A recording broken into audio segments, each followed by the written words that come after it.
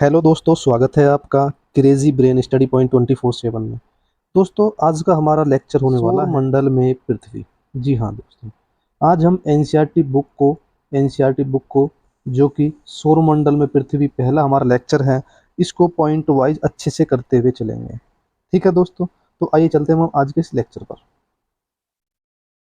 दोस्तों, जब शाम को सूर्यास्त हो जाता है, सभी को पता है, तो सूर्यास्त के बाद आकाश को आप देखते होंगे कितना अच्छा लगता है। आसमान में पहले एक या दो चमकते बिंदु ही दिखते हैं। जैसे ही सूर्यास्त होने लगता है, एक दो बिंदु आपको टिमटिमाते हुए दिखेंगे आकाश में, लेकिन बाद में इनकी संख्या बहुत सारी हो जाती है।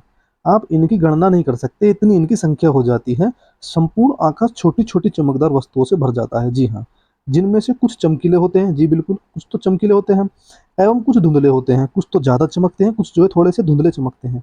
ऐसा प्रतीत होता है कि मानो आकाश में हीरे जड़ गए हों। जी बिल्कुल, इनमें से कुछ टिमटिमाते हुए प्रतीत होते हैं। जी हाँ, जो टिमटिमाते हुए प्रतीत हो हम उन्हें तारे कह सकते हैं। लेकिन अगर आप उनको ध्यान से देखोगे तो आप पाएंगे कि इनमें से कुछ की टिमटिमाहट अन्य से अलग है। कुछ ज़्यादा चमकते हैं, कुछ दोस्तों कम चमकते हैं। ये बिना किसी टिमटिमाहट के चंद्रमा के समान चमकते हैं। जी बिल्कुल, चंद्रमा के समान चमकते हैं बिना किसी टिमटिमाहट के। हम इसमें आगे बात करें दोस्तों, आगे हम बात करें इसमें, इन चमकीली वस्तुओं के साथ आप लगभग प्रतिदिन चंद्रमा को भी देखते होंगे। जी हाँ, इन चमकीली वस्तुओं के साथ आप चंद्रमा को भी देखते होंगे। यह अलग बात है, या हम कह सकते हैं अलग अलग समय पर आकर तथा अलग अलग स्थिति में दिखाई पड़ता है। चंद्रमा की बात हो रही है, यानी आज आपको पूरा दिखेगा, कल आपको थोड़ा सा और कटा हुआ दिखेगा, फिर उसके बाद आपको थोड़ा, मतलब उसकी जो है साइज की बात करें, चंद्रमा का कम होता चला जाता है। उसी के बारे में इसमें बात हो रही है। इसमें बात हो रही है, आप पूर्ण चंद्र को लगभग, आपको पॉइंट नोट करना है, एग्जाम की दृष्टि से इंपॉर्टेंट है। आप पूर्ण चंद्र को लगभग एक महीने में एक बार देख सकते हैं। जी, एक महीने में हम एक बार ही चंद्रमा को फुल देख सकते हैं। उसको बोलते हैं पूर्णिमा। ठीक है, उस पूर्ण चंद्रमा वाली रात को हम पूर्णिमा कहते हैं। जी हाँ, 15 दिन के बाद आप इसे नहीं देख सकते। यह नए चंद्रमा की रात्रि या अमावस्या होती है। जी हाँ, 15 दिन के बाद जो है हम इसे नहीं देख सकते हैं, जिसे हम बोल सकते हैं अमावस्या की रात होती है। जी बिल्कुल, अंधेरे वाली रात। ऐसी रात में अगर आसमान साफ है तो आप आसमान का अवलोकन अच्छी तरह से कर सकते हैं। जी हाँ, अंधेरी रात है, अगर चंद्रमा नहीं है तो आप आसमान को और अच्छे से जो है देख सकते हैं। इसमें और आगे चले हम, पॉइंट वाइज हम बात कर रहे हैं दोस्तों। एनसीईआरटी का पहला चैप्टर है। क्या आपको इस बात पर आश्चर्य नहीं होता कि हम दिन के समय चंद्रमा, जी बिल्कुल, एवं इन छोटी चमकीली वस्तुओं को क्यों नहीं देख पाते? भाई, हमें रात में ही क्यों चमकती है? ऐसा इसलिए होता है क्योंकि सूर्य के अत्यधिक तेज प्रकाश के कारण रात के समय चमकने वाली वस्तुओं को हम दिन में नहीं देख पाते। जी हाँ दोस्तों, सूर्य का तेज इतना होता है कि हम इन चमकीली वस्तुओं को दिन में नहीं देख सकते। यह भी इंपॉर्टेंट पॉइंट आप याद रख सकते हैं। पहला तो हो गया हमारा पूर्ण चंद्रमा, फिर अमावस्या हो जाएगा हमारा। पूर्णिमा और अमावस्या क्या होती है? पूर्णिमा मतलब फुल मून, अमावस्या मतलब 15 दिन के बाद जो होती है हमारी, उसको हम बोलते हैं अमावस्या। और यहाँ बात हो रही है कि हम उनको क्यों नहीं देख पाते, जो रात में हमें वस्तुएं चमकती हैं, क्योंकि क्यों नहीं देख पाते? क्योंकि जो सूर्य का है प्रकाश जो है काफी तेज होता है। सूर्य, चंद्रमा, सूर्य की बात हो गई, चंद्रमा की बात हो गई, तथा वे सभी वस्तुएं जो रात के समय आसमान में चमकती है, यह खगोलीय पिंड कहलाती हैं। बहुत इंपॉर्टेंट पॉइंट है दोस्तों। खगोलीय पिंड क्या है? सूर्य, चंद्रमा तथा वे सभी वस्तुएं जो रात के समय आसमान में चमकती हैं, उन्हें हम खगोलीय पिंड कहते हैं। तीसरा पॉइंट हो गया दोस्तों, कुछ खगोलीय पिंड बड़े आकार वाले तथा गर्म होते हैं।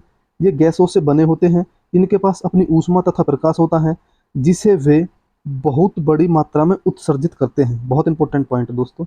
इन खगोलीय पिंडों को दोस्तों तारा कहते हैं, जिनमें कि सूर्य भी एक तारा है। सूर्य भी एक तारा है, सूर्य मतलब सन भी एक तारा है। जी हाँ दोस्तों, फैक्ट बिल्कुल क्लियर है, आपके समझ में आ गया होगा। मैं फिर से रिपीट कर देता हूँ दोस्तों। कुछ खगोलीय पिंड जो बड़े आकार वाले होते हैं, ठीक है, गर्म होते हैं। ये गैसों से बने होते हैं। तारे के बारे में बोला है, गैस से बने होते हैं, गर्म होते हैं, आकार इनका बड़ा होता है। इनके पास अपनी ऊष्मा होती है तथा अपना प्रकाश होता है।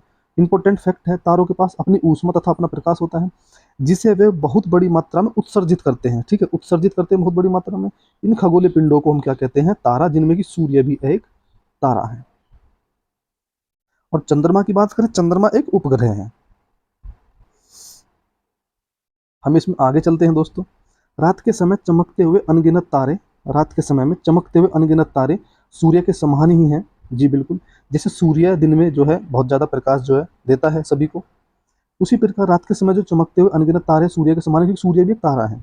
लेकिन हमसे बहुत अधिक दूर होने के कारण हम लोग उनकी ऊष्मा या प्रकाश को महसूस नहीं कर पाते, हमसे काफ़ी दूर है इसलिए हम उनकी ऊष्मा प्रकाश को महसूस नहीं कर पाते, तथा वे अत्यधिक, हम कह सकते हैं अत्यंत छोटे दिखाई पड़ते हैं, अत्यंत छोटे दिखाई पड़ते हैं। जैसे कि हम इमेज में भी देख सकते हैं, यह एक बच्ची है, ठीक है, जो कि ध्रुव तारा को देख रही है।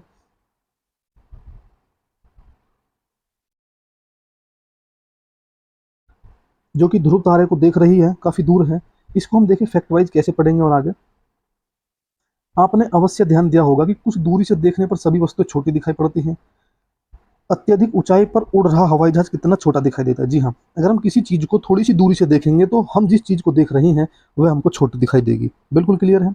रात्रि में आसमान की ओर देखते समय आप तारों के विभिन्न समूह द्वारा बनाई गई विधि आकृतियों को देख सकते हैं। जी बिल्कुल, ये नक्षत्र मंडल कहलाते हैं। जी, नक्षत्र मंडल कहलाते हैं। क्या बोलते हैं मैंने, रात्रि में आसमान की ओर देखने पर आप क्या पाएंगे, तारों के विभिन्न समूहों द्वारा बनाई गई विविध विविध आकृतियों को देख सकते हैं, जिन्हें हम क्या कहते हैं, नक्षत्र मंडल।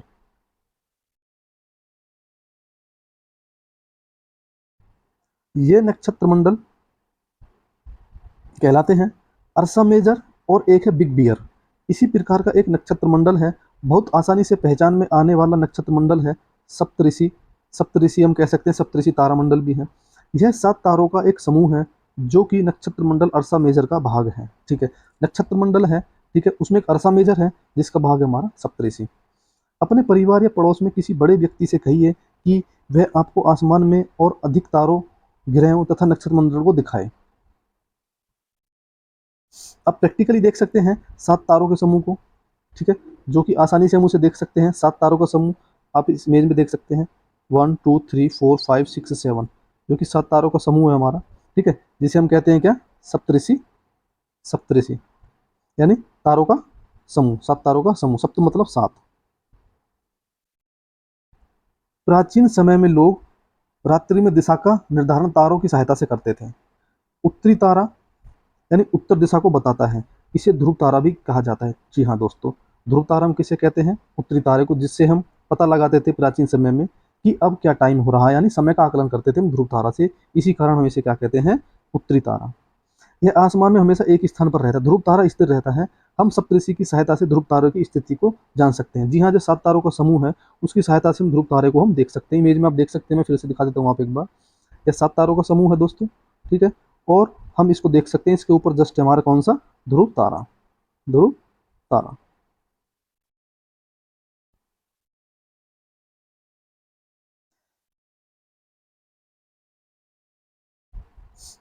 चित्र 1.1 में आप देखेंगे, हमने अभी देखा सप्तऋषि एवं ध्रुव तारा।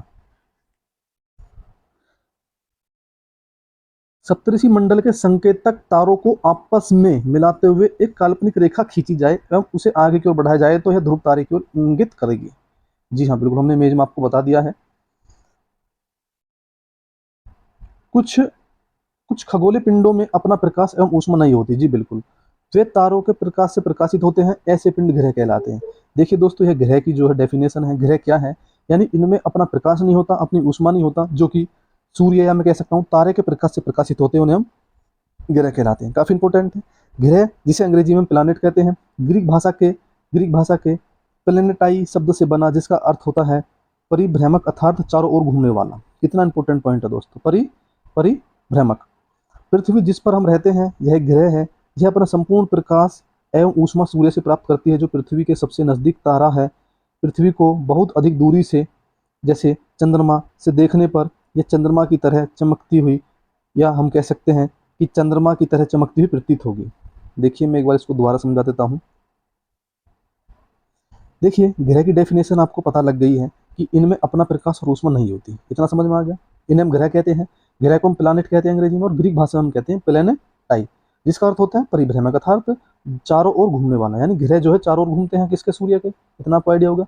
पृथ्वी भी एक ग्रह है जिस पर हम रह रहे हैं, और पृथ्वी पे जो सबसे नजदीक तारा है वह कौन सा है, हमारा सूर्य, जो कि पृथ्वी अपना प्रकाश और ऊष्मा किससे ग्रहण करती है, सूर्य से। पृथ्वी को बहुत अधिक दूरी से, जैसे चंद्रमा से देखने पर, पृथ्वी को अगर हम अधिक दूरी से देखें, चंद्रमा से हम देखें जा करके, तो यह चंद्रमा की तरह ही चमकती हुई प्रतीत होगी। जैसे हम यहाँ से चंद्रमा को देखते हैं, ऐसे ही वहां से यह भी चंद्रमा की तरह जो है चमकती हुई प्रतीत होगी।